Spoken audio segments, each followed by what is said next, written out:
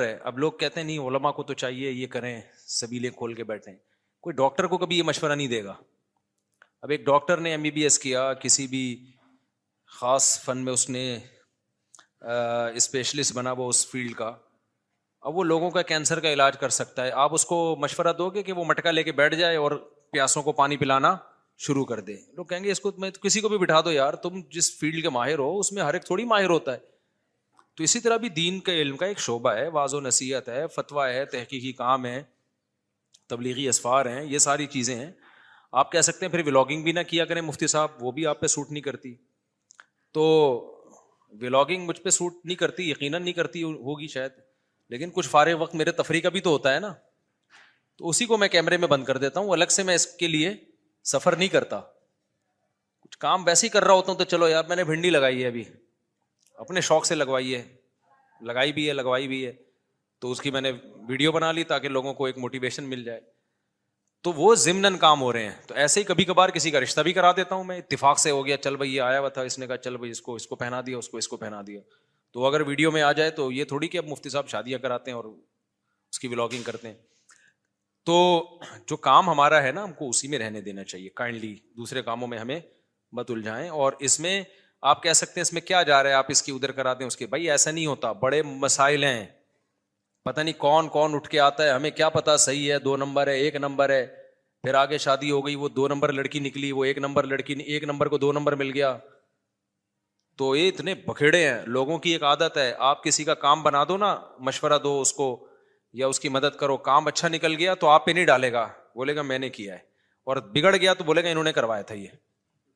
تو آگے بیسیوں مسائل ہیں, پھر ایک لائن لگ جائے گی.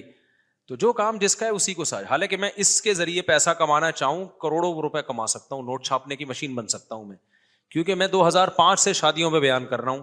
مجھے کتنے لوگوں نے کہا آپ شادی دفتر کھولیں, آپ کو تو کچھ کرنے کی ضرورت ہی نہیں ہے, صرف 2 گھنٹے آفس میں بیٹھیں آپ, اتنا پیسہ آئے گا. میرے نام پہ لوگوں نے پیسہ کما لیا اس فیلڈ میں آ کے, اتنا پیسہ آئے گا. صرف جو فارم فل کرنے کی جو رجسٹریشن فیس ہی 1000-1500 روپے کم سے کم ہوتی ہے.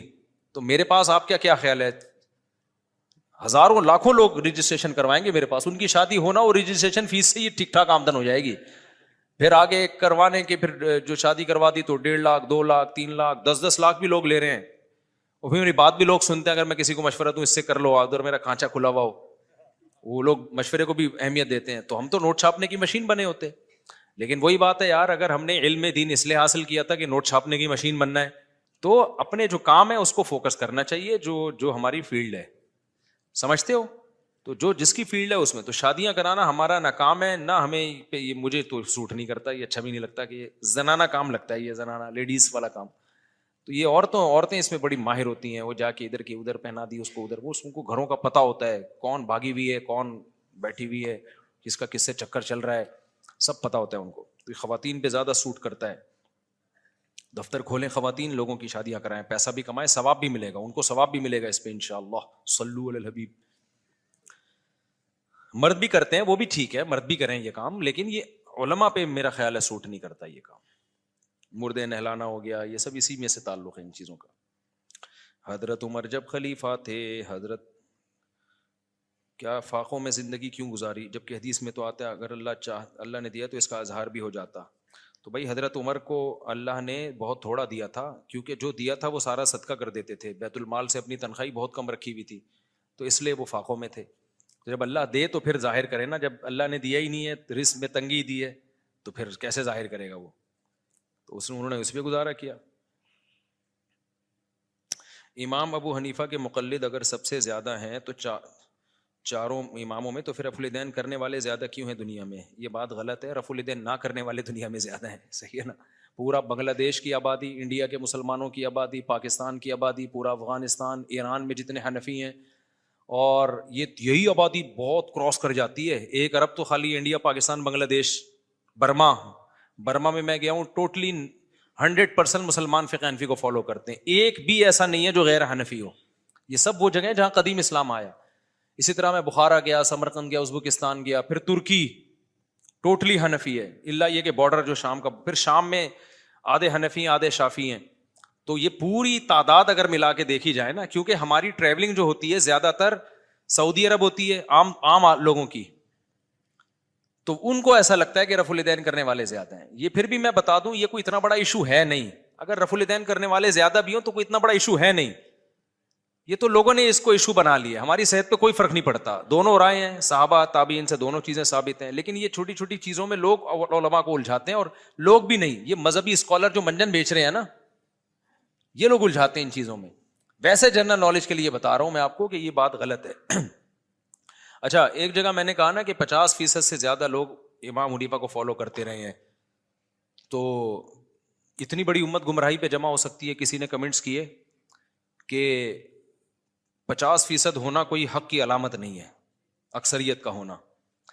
دیکھو 50% لوگ ابو حنیفہ کو فالو کرتے رہے ہیں, 30% امام شافعی کو فالو کر رہے ہیں.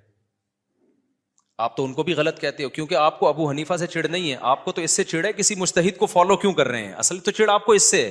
ابو حنیفہ کو تو آپ بھی مانتے ہو, ہم بھی مانتے ہیں. چڑ یہ ہے آپ کو کہ ایک فقہ کو فالو کیوں کر رہے ہیں. تو اب 50% ابو حنیفہ کو, 30% امام شافعی کو, اور 17% امام مالک کو, اور 2% امام احمد بن حنبل کو. 1% باقی رہ گئے ہیں جو ڈائریکٹ قرآن و سنت سے کہہ رہے ہیں ہمیں جو سمجھ میں آئے گا, جبکہ ان کا کوئی ایک نہیں ہے. یعنی ان کی پھر آگے بہت سارے اختلاف ہیں ان کے آپس میں, جبکہ ان چاروں میں بنیادی چیزیں تو سب کی سیم ہی ہے. آگے نمازوں میں رفع الیدین کرنا ہے نہیں کرنا, زور سے آمین آہستہ آمین, ان چیزوں میں اختلاف ہے. تو اب میں کہتا ہوں کہ 99% سے زیادہ امت اس وقت بھی ان چاروں مذاہب میں سے کسی ایک کو فالو کر رہی ہے, وہ غلط ہے. اور 1% جو ہے وہ کیا ہے, صحیح ہے. یہ کیسے ممکن ہے جبکہ یہ 1% بھی اب ہیں. اگر آپ صدیاں اٹھا کے دیکھو گے نا, یعنی آج سے 100 سال پہلے جاؤ گے اور پھر آپ پیچھے جاؤ گے, تو جب سے یہ چاروں فقہ مدون ہوئے تو 99.9999% لوگ چاروں اماموں کو فالو کرتے آ رہے. 0.00001% ہوں گے جو کسی کو فالو نہیں کرتے. بلکہ ایسا بھی زمانہ آیا ہوگا کہ آیا ہے یقیناً کہ 0.01% بھی نہیں رہے, ایسا بھی زمانہ آیا. تو اب مجھے بتاؤ کہ اگر ہم یہ کہتے ہیں کہ یہ گمراہ ہیں 99.9% یہ گمراہ تھے اور وہ 0.01% کیا ہے, ہدایت یافتہ ہیں, تو یہ کوئی عقل کی بات ہوگی؟ یہاں یہ کہنا کہ اکثریت کو معیار نہیں بنایا جا سکتا, یہ بات غلط ہے. اس امت میں جو اہل سنت والجماعت ہیں, جو قرآن و حدیث کو حجت مانتے ہیں, ان میں اکثریت کی رائے کا اعتبار ہے. یہ جو قرآن میں آتے ہیں نا, تم اکثریت کو فالو کرو گے تو گمراہ ہو جاؤ گے, یہاں اکثریت سے غیر مسلموں کو ملا کے جو اکثریت بنتی ہے. اکثریت سے اہل اسلام کی اکثریت مراد نہیں ہے. اہل اسلام کی جہاں اکثریت کی بات آئے گی وہاں تو فالو کرنے کا حکم دیا ہے. سواد اعظم کو حدیث میں آتا ہے جو عامۃ المسلمین سے الگ ہوگا نا, قیامت میں ہم بھی اس کو الگ کر کے جہنم میں ڈالیں گے. جو عام ٹریک اہل سنت والجماعت کا چلتا آ رہا ہے, کیونکہ جنتی فرقہ اہل سنت والجماعت ہے. جنتی فرقہ جو ہے وہ اہل سنت والجماعت ہے, ما انا علیہ واصحابی, اور یہ چاروں اماموں اہل سنت والجماعت کے امام ہیں. تو اہل سنت والجماعت میں 99.9 کو فالو, یعنی چاروں کو فالو کرنے, اور 1% سے بھی کم وہ کسی اور کو. باقی تو پھر اہل سنت ہے ہی نہیں, وہ پھر شیعہ حضرات ہیں یا زیدی ہیں یا عباضی ہیں یا جو بھی ہیں, وہ پھر اہل سنت سے خارج ہیں. ہم تو ان کی بات کر رہے ہیں جو قرآن حدیث اور صحابہ کو حجت مانتے ہیں. تو ان میں اتنی بڑی امت گمراہی پر ہے تو بچے گا کیا؟ جنت میں دال چاول کے علاوہ کچھ ملنے والا نہیں ہے. پھر اس کا جواب نہیں دیتے. وہ ہمیشہ جو باطل لوگ ہیں نا, جو کمنٹس کر رہے ہوتے ہیں, آدھی پی جاتے ہیں, کہتے ہیں 50% حق پر کیا ہے. 50% تو صرف ابو حنیفہ کو فالو کر رہے ہیں, باقی بھی تو کوئی امام شافعی کو, کوئی امام احمد بن حنبل کو, کوئی امام مالک کو. تو آپ تو کسی کو فالو کرنے کو بھی جائز نہیں سمجھتے. تو اس کا مطلب یہ امت 1200 سال سے گھاس کھا رہی تھی جب سے یہ فقہ وجود میں آئے ہیں. اب آپ آگے بتاؤ گے کہ یہ ٹریک غلط ہے آپ سے. اب ہوگا کیا؟ قرآن و حدیث کے نام پہ امت بے لگام ہو جائے گی. جب ان فقہ کے پابند رہیں گے نا تو بے لگام نہیں ہوگی. ایک ٹریک پہ صدیوں سے چلتی آ رہی ہے, چلتی رہے گی. آپ نے اس کو آزاد کر دیا, جو مفتی اٹھے گا, جو عالم اٹھے گا, قرآن حدیث کی اپنی تشریح پہنا دے گا سامنے والے کو. تو اس لیے ہم یہ کہتے ہیں اگر آپ کو رفع الیدین کرنا ہے تو پراپر شافعی فقہ اختیار کر لو. ہر چیز میں پھر شافعی فقہ کو فالو کرو, فقہ حنبلی کو فالو کرو ہر چیز میں. اب جیسے بعض اہل حدیث, اچھی بات ہے, مجھے تو اچھا لگا ان کے, کہتے ہیں ہم بھائی فقہ حنفی کو نہیں مانتے, ہم سعودیہ کے علماء کو مانتے ہیں. میں نے بھی جمعے میں بھی اس پر بات کی تھی, تو میں نے کہا سعودیہ کے علماء تو فقہ حنبلی کو فالو کرتے ہیں. انہوں نے کہا ہم فقہ حنبلی کو فالو کرتے ہیں. میں نے کہا بہت اچھی بات ہے, ایک جگہ تو ٹکو تو صحیح نا, وہ بھی اہل سنت والجماعت کے امام ہے بھائی. تو وہ یہاں پھر ایک اشکال ہوتا ہے کہ ساری دنیا بر صغیر میں ابو حنیفہ کو فالو کر رہے ہیں, آپ نے 1.5 اینٹ کی الگ سے بنانے کی ضرورت کیا ہے؟ لیکن چلو یار ہم دل بڑا رکھتے ہیں. اچھا وہ یہ کہنے لگے کہ میں جو ہے نا فقہ حنبلی کو نہیں, پھر وہ سعودیہ کے فلاں مفتی کو فالو کر رہا ہوں. بن باز کو زیادہ تر فالو کرتے ہیں, شیخ بن باز اور صالح ال عثیمین کو, بڑے عالم تھے وہ, انہوں نے فقہ حنبلی سے بھی چند چیزوں میں خروج کیا ہے. ایک مولوی صاحب, ایک صاحب تھے, اسی طرح کہنے لگے. میں نے کہا بھائی جان بہت بڑی مشکل میں پھنس جاؤ گے تم, کیونکہ اگر تم ان کو فالو کرو گے نا ہر چیز میں, جیسے آپ کہہ رہے ہو کہ وہ قرآن و سنت صحیح سمجھتے تھے, تو شیخ بن باز کا بالکل واضح فتویٰ ہے کہ ایک نماز بھی جان کر چھوڑ دی تو کافر ہے وہ. ان کا تو مشہور فتویٰ ہے کہ اگر آپ نے الارم لگایا صبح 8 بجے کا آفس جانے کے لیے, فجر کا الارم ہی نہیں لگایا, تو آپ اسلام سے خارج, آپ کا نکاح بھی ٹوٹ گیا. تو مشہور فتویٰ, یہاں آ کے ڈنڈی مارتے ہیں نہیں اس فتوے میں ان کو فالو. تو یار یہ تو پھر کلابازیاں, یہ تو خواہشات کی اتباع ہو گئی نا. پھر یہ کہتے ہیں اس میں ان کے پاس دلیل نہیں ہے. کیوں نہیں دلیل ہے بھائی؟ ان کے پاس اس بارے میں بھی حدیثیں ہیں, جمہور کے پاس بھی حدیثیں ہیں ان کے پاس, اور یہ نماز چھوڑنے پر کافر ہونے والی حدیثیں تو بہت واضح ہیں, صحیح ہے نا, بہت واضح حدیثیں ہیں. تو اس لیے عوام کو چاہیے فقہی مسائل میں, قرآن و حدیث کی کچھ چیزیں تو بہت واضح ہیں, ان میں سے تو کسی کو فالو کرنے کی ضرورت ہے. کچھ جو جہاں حدیثوں میں دونوں طرف ہوتی ہیں, اس میں بجائے اس کے کہ بحث میں لگے, ایک فقہ کو فالو کرے, دوسرے کو بھی ٹھیک سمجھے.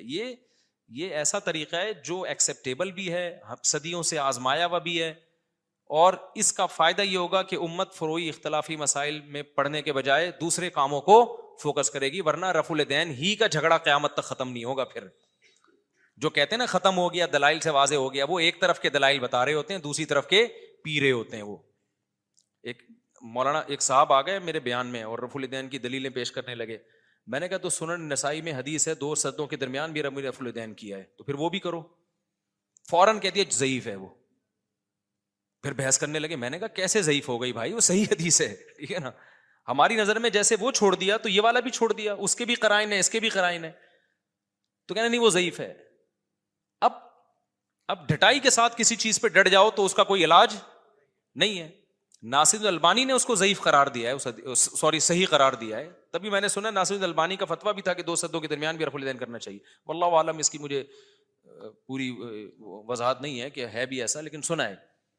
تو یہ امت انہی جھگڑوں میں لگی رہے گی, یہ صحیح ہے وہ ضعیف ہے, یہ فلانا ہے ڈمکانا ہے. اور یہ وہ لوگ صحیح حدیث کو ضعیف کہہ رہے ہوتے ہیں یا ضعیف کو صحیح کہہ رہے ہوتے ہیں جن کو علم اصول حدیث کی الف بے بھی پتا نہیں ہوتی, نہ ان کو تدلیس کا پتہ ہے, نہ ارسال کا پتہ ہے. ایک نے لمبی پھینک دی, میں نے ایک حدیث پیش کی, میں نے کہا یہ دلیل ہے, کہہ رہے یہ تو مرسل حدیث ہے, اور مرسل بالاتفاق ضعیف ہوتی ہے. میں نے کہا یار پھینکنے سے پہلے, اس وقت یہ یوٹیوب اتنا زیادہ عام نہیں تھا, میں نے کہا کچھ خدا کا خوف کرو یار, مرسل حدیث کو کہہ دیا بالاتفاق کیا ہوتی ہے. یہ تو پوری بحث ہے کون سی مرسل قابل قبول ہے, کون سی مرسل کہتے ہیں صحابی تابعی کی کو حذف کر کے تابعی جو ہے نا, صحابی کا نام حذف کر کے ڈائریکٹ نبی سے حدیث پیش کر دیں, تو صحابی کو بیچ میں سے انہوں نے کیا کر دیا, حذف. اب ہمیں پتہ نہیں بیچ میں راوی کون سا غائب ہے, تو اس پہ تو علماء کا بڑا کلام ہے کہ یہ صحیح ہے یا ضعیف ہے. انہوں نے پھینک دی لمبی کہ کیا ہوتی ہے یہ, پھینکتے رہو. لوگ ایک دم واہ بھائی واہ, سند متصل چونکہ نہیں ہے لہذا حدیث ضعیف ہے. سند کا اتصال ہمیشہ صحت کے لیے ضروری نہیں ہے. تو پوری ایسے ہی تھوڑی 2 سال کے علم حدیث کے تخصص ہو رہے ہیں, بیٹھ کے پھینکے جا رہے ہیں. لوگ کہتے ہیں ماشاء اللہ ماشاء اللہ. تو وہی ہے جیسے نیم ڈاکٹر حکیم خطرہ جان ہے, یوٹیوب پہ نیم ڈاکٹروں کے کلپ دیکھ دیکھ کے لوگ برباد ہو گئے ہیں نا. کورونا کے دنوں میں قہوے پی پی کے بیڑا کیا کر دیا, غرق. نیم حکیموں کے کلپ آئے ہوئے تھے, یہ سنا مکی کا قہوہ بنا کے پیئیں, اس سے کیا ہوگا کہ یہ شفا ملے گی. حدیث میں آتا ہے لیکن یہ قہوے کا تھوڑی حدیث میں ذکر ہے. اور اس موقع پہ وہ پلائے لوگوں نے, اس سے نقصان کیا ہوا کہ آپ کو موشن ہوئے, اور آپ کے جو امیون سسٹم تھوڑا سا لنگڑا لولا سا باقی رہ گیا تھا وہ موشن میں بہہ گیا. ٹھیک ہے, وہ کیا ہوا, موشن میں بہہ گیا. تو ہمارے ایک استاذ کو ہو گیا تھا کہ ہمیں بہت پی انہوں نے مختلف قسم کے, پھر بھی ہو گیا نا. تو اب دلیل تو اس کے پاس بھی ہے بھائی, سنا مکی جو ہے اور کلونجی جو ہے اس میں شفا ہے. بھائی شفا کا یہ مطلب تھوڑی ہے, اب شہد میں شفا ہے تو کیا مطلب, شوگر لو ہو رہی ہے تو شہد کھاؤ شفا ملے گی. پہلے ہی شوگر ہائی ہوئی بھی ہے, پھر آپ نے کہا قرآن میں آتا ہے شفا ہے اور پی لی تو لیٹ جاؤ گے آپ, مر جاؤ گے آپ. سمجھتے ہو کہ نہیں سمجھتے؟ ہر چیز یہ تو سائن ہے, علامتیں ہیں. اب شفا کیسے تو ڈاکٹر بتائے گا, جو ماہر حکیم ہے, تجربے کار حکیم ہے, وہ بتائیں گے. تو جیسے انڈ شنڈ, اور میں نے دیکھا ہے یوٹیوب پہ جو ایکسپرٹ ڈاکٹرز ہیں نا ان کے ویوز کم ہیں, جو پھینکو ہیں ان کے ملینز میں جا رہے ہیں، دے تنادن جائے جا رہے ہیں، جائے جا رہے ہیں، جائے جا رہے ہیں. تو عوام چاہتی ہے کچھ نئی چیز لاؤ مارکیٹ میں، تو بس وہی آ رہی ہے مارکیٹ میں. اچھا بھائی مفتی صاحب، میرا اعتراض یہ ہے کہ آپ ماشاء اللہ مالدار ہیں، اڑے تو پھر آپ بھی مسجد مدرسے سے وظیفہ اور مسجد کا گھر کیوں لیتے ہیں؟ یار دنیا میں کوئی شخص، اول تو آپ کو کیسے پتا چلا میں مالدار ہوں؟ پہلی بات تو یہ ہے، میں تو اپنے آپ کو پہلے سے ہی کروڑ پتی سمجھتا ہوں. جب میرے پاس ایک پھٹ پٹی سی بائک تھی، میں تو ہوں مالدار، اب بھی ہوں، اب تو پہلے سے اللہ نے بہت زیادہ دے دیا. آپ کو کیسے پتا چلا مالدار ہوں میں؟ ایک بات. دوسری بات، اگر ہوں تو کسی خدمت کے عوض میں کوئی وظیفہ لینا ناجائز ہو گیا ہے کیا؟ یعنی امام غریب ہو تو تنخواہ لینا جائز ہے، غریب نہیں ہے تو تنخواہ لینا جائز نہیں ہے؟ یہ کون سے کس کا فتویٰ ہے بھائی یہ؟ تو یہ کہاں سے نکلا؟ اور دوسرا، میری جو تنخواہ ہے نا مسجد میں، وہ اگر آپ کو پتا چلے تو آپ بولو کہ تکلف کی آپ کو ضرورت کیا ہے. اس میں گٹکا بھی نہیں آتا آج کل، سمجھ رہے ہو؟ تو وہ گٹکا بھی نہیں آتا اس میں. اور مدد جامعۃ الرشید سے جو میری تنخواہ ہے وہ بھی اگر میں آپ کو بتا دوں تو، اور کتنے سال میں 23 سال پڑھا رہا ہوں، 23 سال کے بعد تو کہاں تنخواہیں پہنچ جاتی ہیں کسی ادارے میں. تو علماء بیچاروں کی ایسے ہی، وہ اس قابل نہیں ہوتے کہ ان کو عار دلائی جائے کہ آپ تنخواہ کیوں لے رہے ہو. وہ جو لے رہے ہیں وہ بہت ہی آپ سے بھی زیادہ مختصر ہے وہ. اچھا، اور پھر چھٹیوں پہ کٹتی ہیں تنخواہیں ہماری جامعۃ الرشید میں. ہماری ہر گھنٹے کی غیر حاضری لگتی ہے، 1 منٹ بھی لیٹ ہو گئے نا تو اس 1 منٹ کی بھی تنخواہ کٹتی ہے جامعۃ الرشید میں.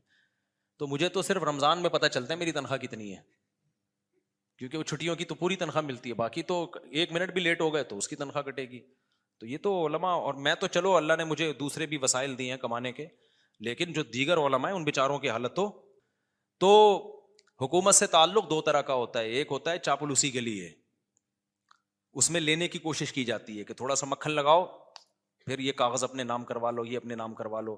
تو ہمارے جو شیخ مفتی عبدالرحیم صاحب ہیں، ان کے تو بیٹے بھی مدرسے سے ان کا تعلق نہیں ہے. انہوں نے تو وصیت کی ہے میرے مرنے کے بعد میرے بیٹے مدرسے کے محتمم نہیں بنیں گے، مدرسے میں کسی قسم کا انتظام ان کے ہاتھ میں نہیں آئے گا. حالانکہ ان کے بیٹا میرا شاگرد ہے.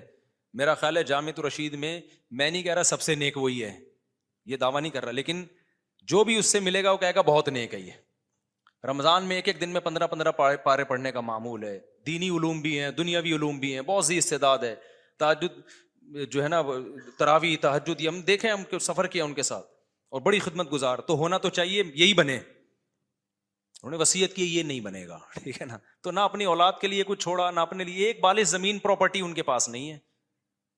سمجھ رہے ہو؟ جو اسٹیبلشمنٹ کا بندہ ہوتا ہے، کبھی دیکھا کہ اس کے پاس ایک بالغ زمین بھی نہ ہو؟ وہ تو کروڑوں کروڑوں کی جائیدادیں بنا لیتے ہیں. تو ایک بالغ بھی زمین ان کے پاس نہیں ہے. کوئی گفٹ لا کے، ایک دن میرے سامنے کسی نے پلاٹ ان کو گفٹ دیا، اسی وقت انہوں نے آگے صدقہ کر دیا، وہ پورا پلاٹ مدرسے کے نام کر، مدرسے کو گفٹ دے دیا. وہ کوئی محتمم دیکھا جو اتنا مدرسے کو اپنا مال اتنا دے رہا ہو.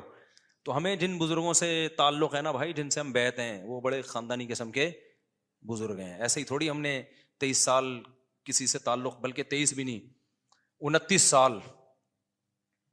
سال میں ان کے ساتھ رہا ہوں. جامعۃ الرشید کی انتظامیہ جو مفتی حضرت مفتی صاحب ہیں، تو اتنا کلوز ہونے کے بعد تو انسان رائے قائم کرنے کا حقدار ہے. پھر بھی ہم کہتے ہیں لا نزکی علی اللہ احد. ہم یہ نہیں کہہ رہے 100% کامل دنیا میں ہر شخص ہوتا ہے، ان کی پالیسیوں سے اختلاف بھی ہو سکتا ہے، سب کو ہو سکتا ہے. پالیسی غلط بھی ہو سکتی ہے، صحیح بھی ہو سکتی ہے. انسان ہے بھائی، غلطی کا امکان ہے. ہو سکتا ہے جو پالیسیاں چل رہے ہیں شاید غلط ہو جائیں، اس کے فائدے کے بجائے نقصان ہو جائے، لیکن صحیح بھی ہو سکتے ہیں. تو ان کے پاس جب آپ بیٹھو تو آپ کے ہر اشکال کا ان کے پاس جواب ہے. تو یہ ایک فضول بات بہت زیادہ چلائی. حدیث میں آتا ہے کہ میرے بعد اگر کوئی نبی ہوتا تو عمر ہوتے، جبکہ حدیث میں بھی تو آتا ہے کہ علی میری نسبت تم سے وہی ہے جو کہ یوسف کی ہارون سے، لیکن میرے بعد کوئی نبی نہیں ہے. تو کیا تعارض ہے؟ حدیث میں تعارض نہیں ہے بھائی. جو فضیلت عمر کے بارے میں وہی علی کے بارے میں. اگر نبی کے بعد کوئی نبی ہوتا تو عمر بھی ہوتے اور حضرت علی بھی ہوتے. اس میں کون سی ایسی ٹینشن والی بات ہے؟ ہمارے دوست مولوی صاحب کہتے ہیں کہ میں نے مولویوں کے ساتھ زندگی گزار دی. مولوی صرف ممبر کی حد تک دیندار نظر آتے ہیں، خود سارے کام کر رہے ہوتے ہیں، ہمیں منع کرتے ہیں کہ حرام ہے. یہ کسی حد تک صحیح بھی ہے، غلط بھی ہے، مبالغہ بھی ہے. سارے مولوی ایک جیسے نہیں ہوتے، اور یہ حقیقت بھی ہے. میں نے خود بھی دیکھا ہے ممبر پہ پھر خود کر رہے ہوتے ہیں وہ کام. ہمارے استاذ ایک بات کیا کرتے تھے کہ جب بھی کوئی فتویٰ دو نا تو پہلے یہ دیکھو اس کی ایج کتنی ہے, کتنے دنوں کے بعد میں نے اس سے یو ٹرن لینا ہے, تو پہلے سے ہی سوچ سمجھ کے فتویٰ دیا کرو. بعض دفعہ یہ ہوتا ہے, یہ گڑبڑ ان مولویوں میں ہوتی ہے جو وائز ہوتے ہیں, وہ کسی چیز کو نا اس کی حیثیت سے زیادہ بڑھا دیتے ہیں حالانکہ وہ شریعت میں نہیں ہوتی, اور اتنا بڑھا دیتے ہیں کہ سوسائٹی میں وہ قابل عمل ہوتی نہیں ہے. یہ ان مولاناؤں کے ساتھ زیادہ ہوتا ہے.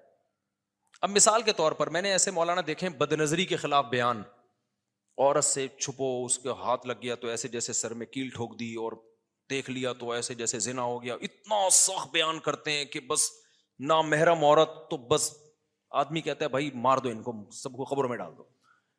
اب جب خود سوسائٹی میں جاتے ہیں تو یہ پاسبل ہی نہیں ہے عملی طور پر. اب کوئی آ گئی, انہی کی چچی آ گئی, نامحرم ہے لیکن آ گئی, تو کیا دھکے دے کے بھگائیں ان کو؟ ان کے سر پہ دوپٹہ نہیں ہو, بیٹھی ہاں ہاں وہ یوں تو کر رہا ہے, لیکن اب سلام کا جواب تو دے گا نا اس کو. ایئر ہوسٹس آ گئی جہاز میں پوچھنے کے لیے کیسے ہیں آپ, خیریت سے ہیں, وہ یوں کہے نامحرم کو دیکھنا حرام ہے. وہ ظاہر ہے مروت کے خلاف ہے, وہ کہے گا ٹھیک ہوں آپ خیریت سے ہیں, اتنا تو ہوگا. تو یہ وہ مولانا لوگ ہیں جو شریعت کو ابھی سوسائٹی میں چلے ہوتے نہیں ہیں, انہوں نے صرف گھر مدرسہ ممبر دیکھا ہوتا ہے, تو ایک ایسی چیز قرآن و سنت سے نکال کے پیش کر دیتے ہیں جو قابل عمل نہیں ہوتی. اس وقت تو واہ واہ ہو جاتی ہے, کہتے ہیں ایسے ہوتے ہیں ڈنکے کی چوٹ پہ حق بیان کرنے والے, ڈرتے ورتے نہیں ہیں. جب خود پھنستے ہیں تو کیا کرتے ہیں بھائی یہ کیا ہو گیا, پھر لوگ بدگمان ہوتے ہیں. یہ دیکھو, اس کی میں ایک آسان مثال دوں. یہ جو بارات کا کھانا ہے نا, یہ اسلام میں ثابت نہیں ہے. نبی نے ولیمہ کیا ہے, بیٹیوں کی شادی پہ ایک کھجور بھی نہیں کھلایا. اسی طرح جہیز بھی ثابت نہیں ہے. لیکن میں جب بھی یہ بیان کرتا ہوں نا, میں کہتا ہوں بارات کا کھانا ثابت نہیں ہے, اس کا بائیکاٹ کرنا چاہیے, لیکن کوئی ایسا نہیں ہے کہ کوئی یعنی سائیڈ افیکٹ کی وجہ سے ناجائز ہے, اس کے سوسائٹی پہ برے اثرات پڑ رہے ہیں. اب آپ کی اپنی بہن کی شادی ہو رہی ہے اور آپ بارات میں نہیں گئے, تو آپ کا جو بہنوئی ہے یا آپ کے جو بہن کے سسرال ہیں وہ بولیں گے یہ بندے کہاں شارٹ ہو گئے, 3 مولوی تھے بھائی, وہ تینوں یہ بہن کی شادی سے غائب ہو گئے. ان کو یہ بات سمجھانا کہ بارات کی وجہ سے بائیکاٹ کیا ہے, یہ بات ان کو سمجھ میں آئے گی؟ آپ کہہ سکتے ہو پھر وہ بائیکاٹ کر لیتے, بائیکاٹ کرتے رشتہ نہیں ہوتا آگے, نتیجہ کیا نکلتا, رشتہ ہی نہیں ہوتا آگے نا. تو آپ نے شروع میں بات ایسی کیوں کی ہے جو سوسائٹی میں قابل عمل نہیں ہے؟ ہمیں شریعت میں اس کی بیسیوں مثالیں, ایک سیکنڈ میں, بیسیوں مثالیں ملتی ہیں کہ ایک چیز بعض دفعہ غلط ہوتی ہے لیکن مجبوری میں کیا ہوتی ہے, وہ جائز ہوتی ہے. ہاں وہ چیز جو سری حرام ہے نا, وہ کبھی مجبوری میں, شراب مجبوری میں جائز نہیں ہوگی, چرس مجبوری میں جائز نہیں ہوگی. ایک چیز ناجائز ہے سائیڈ افیکٹ کی وجہ سے, تو اب اس کا سائیڈ افیکٹ نہ کرنے میں زیادہ ہو رہا ہے, لڑکی کا رشتہ ٹوٹنے کا خطرہ ہے, تو یہ کوئی اچھی بات ہے کہ صرف بارات کے چکر میں بہن کی رشتہ ہی ٹوٹ جائے؟ اسی طرح جہیز غلط چیز ہے, لیکن میں کہتا ہوں بھائی سسرال لالچی ہے, ان کو سمجھ میں نہیں آ رہا. آپ نے بیٹی کو اگر جہیز نہیں دیا, آگے ساری زندگی ساسوں کے تانے سنتی ہے وہ. جہاں ایسی سچویشن ہو تو جب ظلم سے بچنے کے لیے رشوت دینا جائز ہے, تو جہیز دینا بھی ظلم سے بچنے کے لیے جائز ہے. یہ وہاں روکا جائے گا جہاں دونوں پارٹیاں اس کو سمجھتی ہوں. جہاں ایک پارٹی سمجھتی ہے دوسری نہیں سمجھتی, پھر تو دینا پڑے گا آپ کو جہیز, ورنہ برباد ہو جائے گی بیٹی کی زندگی. اور آسان مثال بیان کر دیا مولوی صاحب نے, رشوت لینا بھی حرام, رشوت دینا بھی حرام. حدیث میں ایسے ہی ہے, الراشی والمرتشی کلاہما فی النار, دونوں جہنم میں. لیکن آگے حدیث کی تشریح میں جب آپ جائیں گے تو علماء نے لکھا ہے لینا دینا جب حرام ہے جب آپ کسی کا حق دبانے کے لیے دے رہے ہو رشوت. آپ کی سیٹ بنتی نہیں تھی گورنمنٹ کی, کسی اور کا حق تھا, آپ نے حق مارا, رشوت دے کے اس سیٹ پہ آ گئے آپ, یہ حرام ہے. لیکن آپ کا حق بنتا ہے, اگلا صرف رکاوٹ ڈال رہا ہے اس بیس پہ کہ آپ پیسے نہیں دے رہے, تو یہاں وہ لینے والا مجرم ہے, آپ تو مجبوری میں دے رہے ہو. نہیں ہے بات, میرا خیال ہے سمجھ میں, آپ تو مجبوری میں دے رہے ہو بھائی, آپ دوسرے کا حق چھیننے کے لیے نہیں, اپنا حق لینے کے لیے دے رہے ہو. اب مولوی صاحب, اب کسٹم میں دیکھ لو نا, کنٹینر پھنسے ہوئے ہوتے ہیں. اب انہوں نے حدیثیں سنی ہے رشوت لینا بھی حرام دینا بھی حرام, وہ دے ہی نہیں رہے, تو ان کا کنٹینر قیامت آ جائے گی, حضرت عیسیٰ علیہ السلام نازل ہو جائیں گے, دجال آ جائے گا, وہ کنٹینر تباہ کر دے گا. دجال آ کے وہ نکلے گا وہاں سے. ایسے موقع پہ کیا ہوگا؟ اب وہ مولوی صاحب نے خود تو بیان کر دیا رشوت لینا بھی حرام دینا بھی حرام, لینا بھی حرام دینا بھی حرام. اب ان کو اپنا بزنس ہوا, کنٹینر ان کا پھنسا ہوا ہے, وہ کہنا لینا بھی حرام تو دینا بھی حرام, دینا بھی, بھائی سارے پیاز سڑ رہے ہیں بھائی. سارے پیاز کیا ہو رہے ہیں؟ سڑ رہے ہیں، کروڑوں روپے کا مال برباد ہو رہا ہے. تو ایسے موقع پہ وہ بےچارے کتابیں لے کے گنجائش تلاش کرتے ہیں. تو جب کتابیں اٹھاتے اس میں لکھا ہوتا ہے بھائی لینا ہر صورت میں حرام ہے، دینا اس صورت میں حرام ہے جب آپ دوسرے کا حق مار رہے ہو. گورنمنٹ آفیسر اگر آپ کا حق دبا رہا ہے تو اپنا حق لینے کے لیے دو گے تو پھر اس کو گناہ ملے گا، آپ کو نہیں ملے گا گناہ. اب جب پریکٹیکل لائف میں یہ علماء آتے ہیں نا، اس طرح کے مولانا لوگ جن کو علم کامل نہیں ہوتا، پھر وہ جب وہ دیتے ہوئے پکڑے جاتے ہیں، لو بھائی بیان کیا کر رہے تھے، دینا بھی حرام، رشوت لینا بھی، اور اب کیا کر رہے ہیں، کنٹینر کے لیے دے رہے ہیں. تو یہ وہ لوگ ہوتے ہیں جو علم میں کامل نہیں ہوتے، بات ایسی کر رہے ہوتے ہیں، ادھوری بات ہوتی ہے. ایک اور مثال دوں میں آپ کو. ایک مولوی صاحب تقریر کر رہے تھے، میں نے ان کا بیان سنا، میں نے کہا یار یہ بہت زیادہ ہو گئی ہے. وہ کہہ رہے تھے جماعت کی نماز بہت ضروری ہے. ایک نابینا صحابی نبی کی خدمت میں آئے، عرض کیا یا رسول اللہ میں گھر پہ نماز پڑھتا ہوں. آپ نے فرمایا اذان کی آواز آتی ہے؟ فرمایا پھر مسجد میں آنا ضروری ہے. یہاں تک حدیث صحیح ہے. اب انہوں نے آگے بیان کر دیا کہ اگر کسی رسی کی مدد سے بھی آنا پڑے نا، راستہ نظر نہیں آ رہا. اب بیان تو کر دیا، یعنی وہ نابینا رسی پھینکے گا حکم کر کے یا کسی کو دے گا اور یوں کر کے مسجد ہے. میں نے کہا یار یہ تو حدیث. اب بیچاروں کا علم کام دیکھو، اس مولوی صاحب کی نیت بری نہیں تھی، منافقت نہیں تھی، وہ لوگوں کو موٹیویٹ کر رہے تھے کہ یار جماعت کی اہمیت آ جائے. لیکن موٹیویشن اس اسٹائل میں کر رہے ہیں کہ جب خود پھنسیں گے نا تو بھائی یہ رسی والا طریقہ چلے گا نہیں. اللہ نہ کرے وہ نابینا ہو جائیں اور کوئی رسی لا کے پکڑا دے، بولے گا بھائی کب تک رسی سے میں آؤں گا یار، گھر میں پڑھنے دے، یہی کہیں گے نا. تو لوگ کہیں گے لو بھائی ان کے قول میں اور ان کے عمل میں کیا ہے، تضاد ہے. باتیں کچھ کر رہے ہیں، تقریریں کچھ اور عمل کچھ. تو یہ میں نے بھی اپنی، یہ جس نے سوال پوچھا ہے بالکل صحیح پوچھا ہے. بہت سے مولانا لوگ کیا کرتے ہیں، ایسی بات بتا رہے ہوتے ہیں لوگوں کو ممبر پہ، اس وقت لوگ بلے بلے واہ واہ سبحان اللہ زبردست حق پرست، جیسے ماضی میں کچھ ایسے لوگ گزرے. تو ایک اصول ضابطہ رکھو بھائی، ہم نے ریاست کو بچانا ہے بس، ایسی کی ہمیں شخصیتیں بعد میں، پہلے کیا ہے، اسٹیٹ ہے، ریاست ہے، ہماری پالیسی ہے اسٹیٹ پہ کمپرومائز نہیں ہوگا. بس پاکستانی ہے، مسلمان ہے، اس کے بعد ہم پاکستانی ہے، ختم. تو اس میں کبھی فوج کی مخالفت بھی ہوگی، کبھی حمایت بھی ہوگی. اگر آپ نے ایک ہی چیز کو درد سر بنا لیا تو پھر آپ پھنس جاؤ گے. تو خیر ملک میں ہوتا بہت الٹا سیدھا غلط ہو رہا ہے بہت کچھ، جو ابھی جو حالات چل رہے ہیں وہ کوئی اچھے حالات تھوڑی چل رہے ہیں. اچھا خیر، تو میں کہاں، تو یہ جو کسی نے پوچھا نا مذہبی اسکالر ایسا کرتے ہیں، یہ ایسا کرتے ہیں بیچارے، وہ غلط نہیں ہوتے، ان کو پوری نالج نہیں ہوتی، ممبر پہ وہ ایک دم جوش میں تقریریں. ایک اور میں مثال دے دیتا ہوں. اب یہ جو حکومت کہتی ہے گیس پمپ مت لگاؤ، ایسا ہی ہے نا، کیا کہتے ہیں اس کو، جو سیکشن لگاتے ہیں نا، گیس ساری کھینچ لیتے ہیں بھائی، کمپریسر لگاتے ہیں ساری گیس کھینچ لیتے ہیں. یہ بالکل ایسے ہی ہے جیسے ایک زمانے میں نا ہم جب چھوٹے تھے تو ہمارے امام صاحب نے مسجد میں ممبر پہ بیان کیا کہ پانی کی موٹریں مت لگاؤ. واقعی یہ اللیگل تھا. گورنمنٹ جو گھروں میں پانی دیتی ہے تو وہ جو موٹریں لائن سے سک کرتی ہیں نا، امام صاحب نے بیان کیا یہ غیر قانونی ہے. واقعی غیر قانونی تھا، یہ حرام ہے، ناجائز ہے، اس سے پانی چوری کرنے کا گناہ ملے گا. اب امام صاحب بیچاروں نے اچھی نیت سے بیان کیا، تھوڑے دن میں امام صاحب کے اپنے گھر میں موٹر لگی ہوئی تھی. مجھے تو پتا تھا، میں نے بتایا نہیں لوگوں کو، اور یوٹیوب بھی نہیں تھا، وہ لوگ پی گئے. حالانکہ امام صاحب غلط نہیں تھے، نہ ان کی نیت چوری کی تھی، انہوں نے بیچاروں نے اپنے لحاظ سے صحیح بتایا. بات یہ ہے کہ موٹر تو لگانا اللیگل ہے. کیوں؟ وجہ اس کی ہے کہ جو پانی گھروں میں ڈیوائڈ ہو کے جائے گا، جب آپ لگاؤ گے تو سارا پانی تو آپ کھینچ لو گے. لیکن بات یہ کہ جب سب نے یہ اللیگل کام کر لیا، سب نے لگا لی، اب اگر آپ نہیں لگاؤ گے نا تو 2 قطرے بھی آپ کو نہیں ملیں گے. اب لگانا جائز ہو گیا، اس لیے کہ اب دوسرے کا حق دبانے کے لیے نہیں ہے، بلکہ اپنا جائز حق تو ملے بھائی.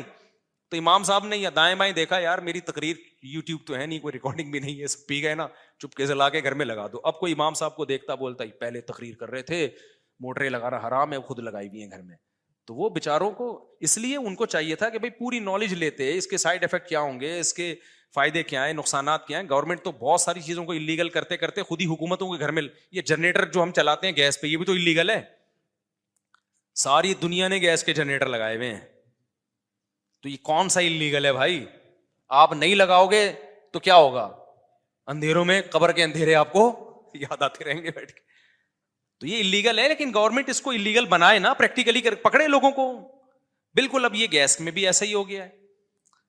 مجھ سے لوگ پوچھتے تھے پرسنلی کہ بھائی گیس کا یہ جو کمپریسر لگاتے ہیں گیس کھینچ لیتے ہیں، گیس آج کل لوڈ شیڈنگ ہو رہی ہے نا، تو میں کہتا تھا یار اللیگل کام مت کرو. لیکن میں نے بیان میں نہیں کہا یہ اس لیے کہ مجھے یہی خطرہ لگ رہا تھا کہ یار کل جو ہے نا سب لگائیں گے تو پھر میرا بیان یہ لوگ چلائیں گے. میں نے ابھی تک نہیں لگایا, میرے ان تینوں گھروں میں کہیں بھی نہیں ہے وہ, تو چاروں گھروں میں 3 تک وہ عادت پرانی ہو گئی ہے نا. تو اب کیا ہے کہ بھائی اگر آپ اس میں بعض اپارٹمنٹ ایسے ہیں, لوگوں نے ہم سے آ کے پوچھا, بولے ہم اگر نہیں لگا رہے نا تو ایک گیس کی اسمیل بھی نہیں آ رہی کیونکہ سب نے لگا لیا ہے. اب میں ان کو فتویٰ دوں کہ آپ کے لیے لگانا بھی ناجائز ہے تو یہ فتویٰ غلط ہوگا. اس لیے کہ گورنمنٹ جب انلیگل کر رہی ہے تو عمل کر کے دکھائے نا, لوگوں کو پکڑے, سارے وہ کمپریسر اتارے وہاں سے, ورنہ جو نہیں لگائے گا اس کو تو گیس ملے گی نہیں, وہ بیٹھا رہے گا اندھیروں میں, لکڑیاں جلائے گا کیا وہ فلیٹوں میں جا کے. تو یہ چل رہا ہے مارکیٹ میں. تو یہ کرتے ہیں بےچارے, یہ ناسمجھی میں کر رہے ہوتے ہیں, اور کچھ ظاہر ہے 2 نمبری میں بھی کر رہے ہوتے ہیں. تو سارے مولوی صحیح تھوڑی ہوتے ہیں, 2 نمبر بھی ہوتے ہیں. اور پھر بھی میں بتا دوں, اگر 1 نمبر بھی مولوی ہے تو مولوی ہونے کا مطلب فرشتہ نہیں ہے, وہ بھی انسان ہوتا ہے. یہ جو اللہ نے قرآن میں کہا نا, وَمَن يَعْمَلْ سُوءًا ثُمَّ وَمَن يَعْمَلْ سُوءًا أَوْ يَظْلِمْ نَفْسَهُ ثُمَّ يَسْتَغْفِرِ اللَّهَ يَجِدِ اللَّهَ غَفُورًا رَحِيمًا. کسی سے کوئی گناہ ہو جائے, توبہ کرے تو اللہ معاف کرے گا. تو یہ آیت صرف غیر مولوی کے بارے میں نہیں ہے, مولوی بھی اس میں شامل ہیں. تو سب کے لیے, صرف پیغمبر معصوم عن الخطا ہوتے ہیں. تو کسی کی پرائیویسی میں گھسنے کی آپ کو ضرورت کیا ہے, ٹھیک ہے نا. آپ دیکھو بھائی بات صحیح کر رہا ہے, سمجھ میں آ رہی ہے, ٹھیک ہے بھائی. تو ہمیں شریعت نے پردہ ڈالنے کا حکم دیا. کسی کا عیب سامنے آئے تو کیا کرو بھائی, پردہ ڈالو. ہاں ایسا عیب جس سے لوگوں کو نقصان ہو رہا ہو, چوری کہاں کر رہا ہے, چرس تقسیم کر رہا ہے چپکے چپکے, اس سے تو سوسائٹی تباہ ہو رہی ہے. ایسے عیبوں میں اس کو تنبیہ کی جائے گی, نہ مانے تو اس کو دنیا کے سامنے لایا جائے. جیسے جو سیاسی لیڈر کوئی رشوت لیتا ہوا پکڑا جائے تو ایسے لوگوں کو ایکسپوز کرنا چاہیے, کیونکہ یہ ضرر اس کی ذات تک نہیں ہے بلکہ یہ ضرر متعدی ہے, لوگوں تک پھیل رہا ہے. ہماری دونوں ہو گیا کیا غیر مسلم کے ناپاک کپڑے دھو کے. اب وہی بات ہے, میرے پاس ایک دفعہ ایک شخص آیا کہ میں جگہ جاب کر رہا ہوں تو وہاں خواتین بھی ہیں, نظر کی حفاظت نہیں ہوتی, تو میرے شیخ نے فتویٰ دیا ہے کہ یہ ناجائز ہے, چھوڑ دو اس کو. میں نے کہا میرے بھائی تمہارے شیخ کی نیت پہ مجھے کوئی شک نہیں ہے, لیکن تمہارے شیخ بھی تمہاری طرح بے روزگار ہو گئے نا, اور ان کے بچے کو یہاں جاب ملی تو یہ فتویٰ فوراً کیا ہو جائے گا, چینج ہو جائے گا.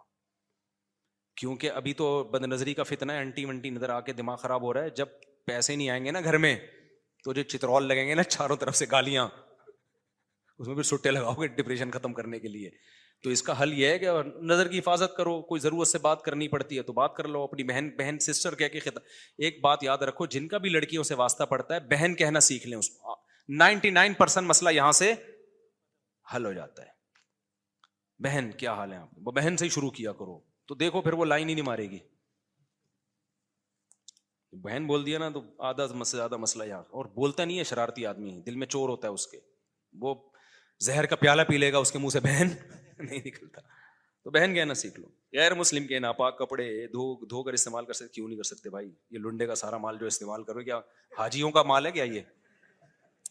نکاح کی قسم کھانے سے نکاح ٹوٹ جاتا ہے یا قسم کا کفارہ ادا کرنا ہوگا, قسم ٹوٹ جائے گی. نکاح کی قسم کیا الفاظ کیا تھے. اگر طلاق کی قسم کھائی ہے کہ میں نے یہ کام کیا تو بیوی کو طلاق, تو اس کام کرنے سے طلاق ہو جائے گی. باقی نکاح کی قسم کیا ہوتی ہے.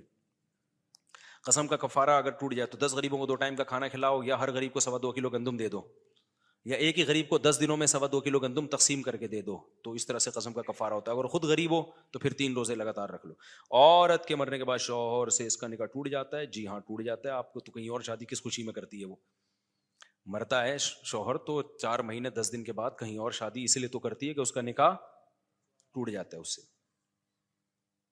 مفتی صاحب میرے گھر والے میری شادی نہیں کروا رہے جبکہ میں شادی اپنے ذاتی خرچے پر. ہاں یہ ضرور ہے کہ مرد جب مرتا ہے نا, عورت جب مرتی ہے تو فوراً ٹوٹتا ہے نکاح. مرد جب مرتا ہے تو نکاح تو ٹوٹتا ہے لیکن من وجہن باقی رہتا ہے, کیونکہ عدت میں کچھ احکام نکاح والے باقی رہتے ہیں. تو اس کو کہتے ہیں نکاح تو ٹوٹ گیا لیکن من وجہن بعض نکاح کے احکام ابھی باقی ہیں, کہ اسی شوہر کی وجہ سے اب وہ گھر کی 4 دیواری سے نہیں باہر نکل سکتی, زینت اختیار نہیں کر سکتی, وغیرہ وغیرہ. مفتی صاحب میرے گھر میں شادی نہیں کروا رہے جب میں. بھائی آپ کچھ پوچھ رہے تھے, یہاں کوئی بندہ بیٹھا. ہاں آپ بتا.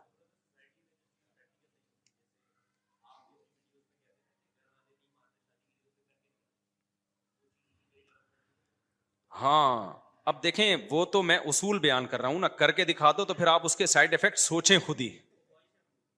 تو وہ تو میں یہ کہہ رہا ہوتا ہوں, تپڑ ہے تو پاس کر ورنہ برداشت کر. وہ کر کے دکھا دو کا مطلب یہ کہ اسٹیمنا ہے آپ کے اندر, نہیں ہے تو بھائی پھر تو پٹو گے یار تم. پٹو, پٹنے کا اسٹیمنا پیدا کرو. اصل بات یہ ہے, لوگ یہ کہتے ہیں کہ ہم دوسری شادی کریں یا پہلی کریں اور ہم کوئی ایسا طریقہ بتا دیں کہ پٹے نہیں ہم. تو میں ان کو یہ جواب دیتا ہوں کہ یہ تو کوئی دنیا میں طریقہ نہیں ہے کہ دوسری شادی کرو پٹو نہیں آپ. یہ نہیں بتا سکتا میں, کیونکہ میں خود پٹتے رہ گیا تھا, بلکہ جو مجھے ڈپریشن تھی وہ تو پٹنا ہی کہلائے گا نا. تو میں یہ طریقہ نہیں بتاؤں گا, میں یہ بتاؤں گا کہ پٹنے کا حوصلہ پیدا کرو اپنے اندر. ہمارے ایک دوست ہیں سعودی عرب میں, بڑا خاندانی آدمی ہے, اللہ اس کی عمر میں برکت دے. مجھے بدماش ٹائپ کے لوگ بڑے پسند ہیں, کیونکہ جو بدماش ہوتے ہیں اس میں کانفیڈنس ہوتا ہے. جب یہ غلط چیز میں ہوتے ہیں تو غلط چیز میں, صحیح میں پھر صحیح میں بہت آگے جاتے ہیں. تو پہلے وہ غلط ایکٹیویٹیز میں تھا, اس کا غلط چیزوں میں پڑا ہوا تھا نا, اس میں بدماشی تھی اس کی. تو جب اللہ نے توبہ کی توفیق دی تو وہ بدماشی صحیح چیزوں میں آ گئی. تو ابھی توبہ والے اس میں چل رہا ہے وہ, یعنی صحیح چیزوں میں. اس کو کیا ہوا, ایک دفعہ لوگوں نے اٹھا کے طبیعت سے کوٹا نا کسی کام پہ جو وہ کر رہا تھا یعنی اچھے اس میں. میں زیادہ ڈیٹیل میں نہیں جاؤں گا, وہ پھر